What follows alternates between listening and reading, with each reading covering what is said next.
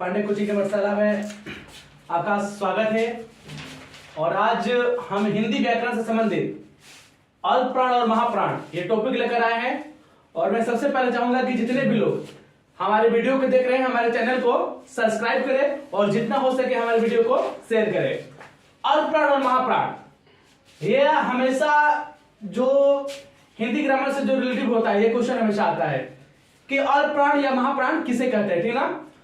तो हम पढ़ेंगे कि अल्प प्राण और महाप्राण, ठीक ना, यानी वायु के कर रहा है कि वायु के मात्रा के आधार पर, वायु के मात्रा के आधार पर व्यंजन के दो भेद होते हैं, ठीक ना।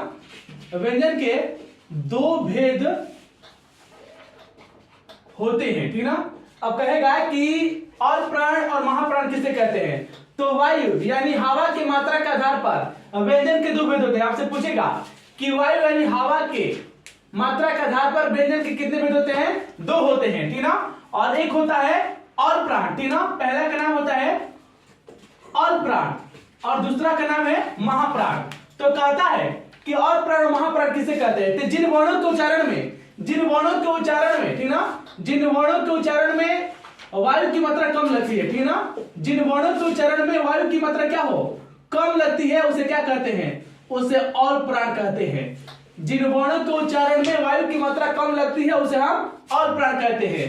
जैसे कहता है कि किसे कहते हैं, तो प्रत्येक वर्ग का प्रथम, प्रत्येक वर्ग का प्रथम, तृतीय और पंचम और अंतस्थ व्यंजन यानी य र ल व को क्या कहते हैं, य र ल व को हम अल्प प्राण कहते हैं। तो वैसा वर्ण जिनका उच्चारण करते समय, वैसा वर्ण जिसका उच्चारण करते समय हवा की मात्रा यानी वायु की मात्रा कम लगती है उससे हम अल्प प्राण कहते हैं। अब कोई पूछेगा कि अल्प प्राण कौन होता है, तो कहेंगे कि प्रत्येक वर्ग का प्रथम वर्ण, तृतीय वर्ण, पंचम वर्ण, य र ल व, इनको हम क्या कहते हैं, इनको हम अल्प प्राण कहते हैं। अल्प प्राण क्या होता है, छोटा यानी कम। तो जहां पर हवा की मात्रा कम लगती है उससे हम अल्प प्राण कहते हैं। अब कोई पूछेगा वर्ग, तो क वर्ग, च वर्ग, ट वर्ग, त वर्ग, प वर्ग, हर एक वर्ग का प्रथम, तृतीय और पंचम वर्ण क्या होता है, अल्प प्राण कहलाता है।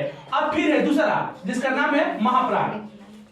तो जिन वर्णों के उच्चारण में, जिन वर्णों के उच्चारण में श्वास यानी वायु की मात्रा क्या हो, अधिक लगती है, अगर वायु की मात्रा अधिक लगेगा तो महाप्राण, अगर वायु की मात्रा कम लगेगा तो अल्प प्राण। तो कहता है कि जिन वर्णों के उच्चारण में श्वास यानी वायु की मात्रा अधिक लगती है उन्हें हम महाप्राण कहते हैं। जैसे कह रहा है प्रत्येक वर्ग का प्रथम, तृतीय और प्रथम और द्वितीय, ठीक ना, सॉरी, कह रहा प्रत्येक वर्ग का द्वितीय और चतुर्थ। तो जैसे क वर्ग में क्या है, द्वितीय क्या आएगा, ख आ जाएगा, चतुर्थ क्या आएगा, घ, ये क्या हो जाएगा, महाप्राण।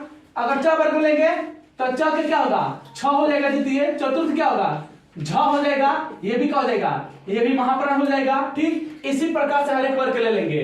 फिर दूसरा कहता है उस व्यंजन, तलाबी स, मुधानी स, दांती स, ये भी क्या होता है, ये भी महाप्राण यानी उस व्यंजन होता है, इसको हम महाप्राण कह सकते हैं। तो स्पष्ट है कि उम्मीद है कि आपको ये वीडियो समझ में आया होगा।